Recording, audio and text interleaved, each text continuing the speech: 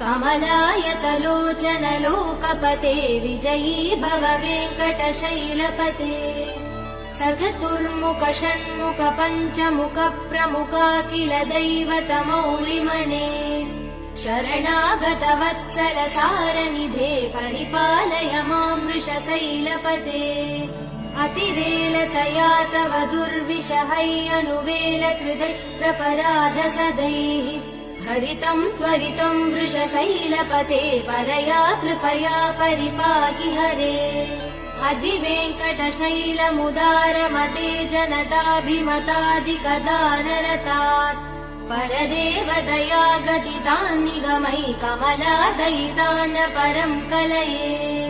कलवेणुरवा वसगोपवधू शतकोटिवृतात् स्मरकोटिसमात् प्रतिवल्लविकाभिमदात् सुखदात् Vasudeva